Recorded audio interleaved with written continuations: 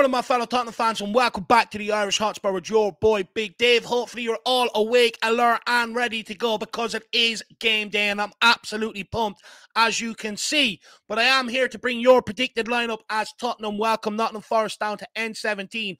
And with a lot of the games we've got coming up, with the season coming to a close, there is very little margin for error, so this is a must-win game for Tottenham Hotspur if we harnessed any dreams of a return to the Champions League. Coming into this game, the only bit of team news to bring you is that Richarlison, of course, is out, being given the weekend off to recover fully from his knee injury, which is a shame because he did score the opening goal in the reverse fixture, so it probably complicates things a little with people wanting to see maybe a couple of changes to that forward line. However, I have put a couple of changes forward here in my predicted lineup, so feel free to critique or, let me know your thoughts in the comment section on those changes. But let's get into it. In between the sticks, it is the ever-present googly Emo Vicario putting a really good performance against West Ham, making a couple of brilliant saves. That one-on-one with Mikel Antonio comes to mind, but really does need to toughen up and start commanding his 6-yard box from set pieces. It would be a massive help, as we're not the tallest of teams and we're not the most competitive from them, so it would be a massive help if he could come out and start commanding that area. The old saying, come and take man and ball. At right back, it is Postman Porro, who is on his longest run without an assist, which is 7 games since he's joined Tottenham Hotspur. And we really do need him to step up in terms of the creativity department to help us unlock this Nottingham Forest side who will sit low block.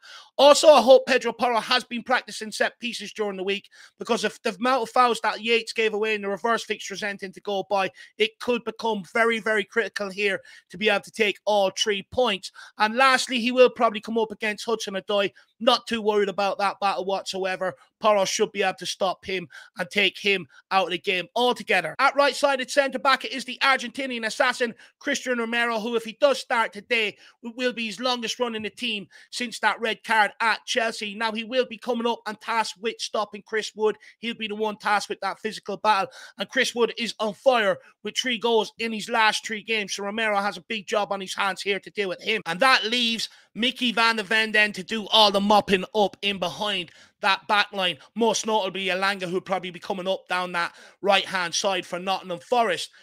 But I would argue that Van der Ven, for the size of the guy and the physique of the guy, he should be a lot more commanding from defensive set pieces. And for me, I do think he will be the one tasked with marking Chris Wood from defensive set pieces. So he will have to be strong in the air here in this game. At left back is the guy who starts every game when he's fit, and that is Destiny Udogie. Now, I'd argue not at his best the last 3 games. He's played a lot of football this year and could probably benefit from maybe having a rest or 2. He's played a lot of games in quick succession. However, he will come up against Elanga here. That guy will look to run the legs out of him, especially backwards, and maybe a threat on the counter.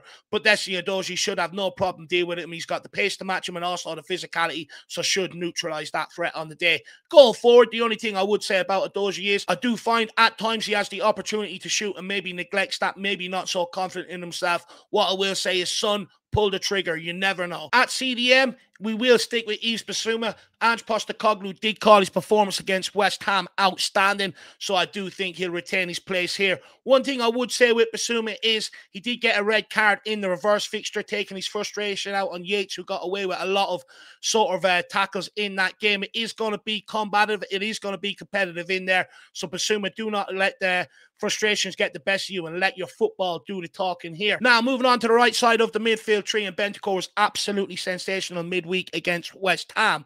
But I do see a lot of publications maybe suggesting that he was only okay, and Postecoglou will drop out Bentancur and bring Papa Matasar in.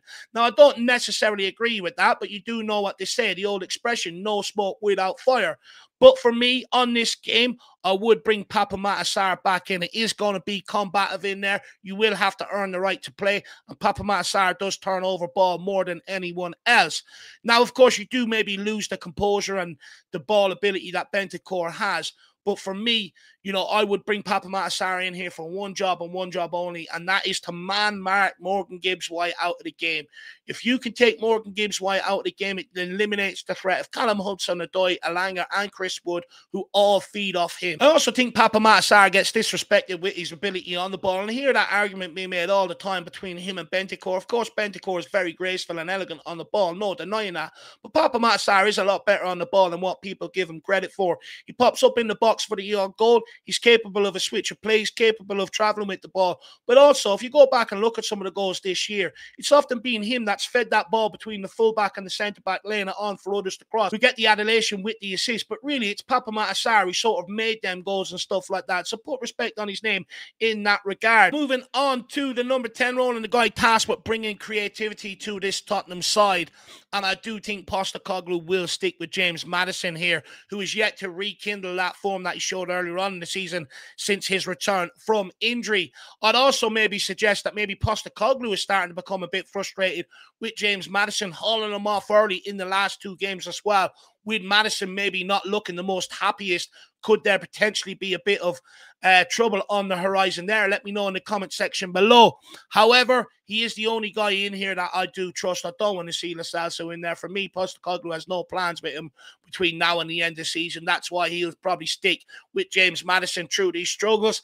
And it is on him to step up now. The pressure is on. The Euros is coming thick and fast. That plane ain't going to wait for him. Now it's up to him to try and force himself on that plane. So Maddison, I would urge, these next 7 games we've got left, you have a key role to play. Step up. Not only fire us to Champions League, but take yourself to the Euros. Now, moving into the front three, and for me, this is the area that does need changing. We don't create enough for the amount of possession and the time that we spend in the opposition third. When you look at the likes of maybe Liverpool and the frequency of chances that they create and the abundance of them, you know, for me, there's a lot more fluidity to other teams' front lines in this Premier League than ours. I think they're struggling to maybe gel that front line of Werner, Son and Johnson. They do play as individuals, so I am going to make a change here. And we'll start at right wing because for me it is the least controversial, and Brennan Johnson will keep his place. An absolute superb performance against West Ham. The Welsh Wizard really delivered, showing great movement to get into the position for his goal and also putting 3 or 4 dangerous crosses across that CHR box. Much better from Johnson, who I think is starting to understand and learn, maybe using his pace to become a lot more direct and starting to have great effect on games because of it. He is coming up against his former club. He will have a point to prove, and I'd love to see him get on the score sheet. And hopefully he fares better than he did in the reverse fixture where he was hauled off after, I think, 30 minutes with a head injury. So we'll definitely want to come out here and put on a performance and show that he made the right move, making the move to Tottenham Hotspur. Now, I am going to go with striker before I head out to left wing, and I do have some bits to say on both of these positions, so please do hear me out and give me your comments in the comment section below. But up front, I am going to go with the one and only Dejan Kulusevski. Kulusevski has said himself his best position is playing through the middle, and when I look at Kulu, he has a lot of similar attributes to Harry Kane. Because he's not blessed with great pace, he has had to learn how to use his strength and size to his advantage. He does that as good as anyone in world football, I'd argue, but he can also play with his back to goal and hold up the ball and link up with others. As a reference, I take you back to the Luton game earlier this season when we got reduced to 10 men and Kulu played the lone striker role. Now, obviously, his finishing does need a lot of work, but coming up against a team that do play low block, you do need physicality, a presence, and most importantly, someone who can play with their back to goal. And I know it's not ideal, but with the options that we have available to us heading into this game, Kulu ticks off the most boxes for me in what we need heading into this game. And at left wing, no surprise, captain comes in, Sonny. Now, for me, he had 0 impact on the game against West Ham. I sort of did maybe allude to that before the game, that could be the case. He had very few sights of goal. He kept on losing possession because he cannot play with his back to goal, which that striker position requires. And he became very frustrated near the end of the game, abandoning his role and dropping into deeper positions, trying to affect the game. But all it was doing was clogging up areas for the likes of Maddison and Johnson and that to work in. However, I do not blame Son. Postecoglou should have seen that coming. It's needs must. He's done a great job there. He's not a natural striker. He's a left winger. And for me, I do think we need to get him back out there. The problem we have is Son is our best creator and finisher. But tonight we will be up against another low block team, just like we were against West Ham. And if Son is going to get frustrated and abandon his position to drop deeper to get on the ball, we may as well put him in a position where he can run at the opposition and make things happen anyway, which is where he is most lethal. In these types of games, we need Son running at the low block rather than playing with his back against it. So that's why I have made that call. Please let me know your thoughts on on that again in the comment section below. So we'll run through the lineup with you one more time, just quickly. Vicario in goals with a back four of Pedro Porro, Romero, Van de Ven, and Adoji. A midfield three of Basuma, Sarr, and Madison, and a front three of Son, Johnson, and Kulusevski. So that's my predicted lineup. Please let me know your predicted lineup in the comment section below. Also, give me your thoughts on some of the stuff that I've had to say here on my team selection. Also, give me your score prediction. I'm going 2-0 Tottenham. It is time to commit some deforestation.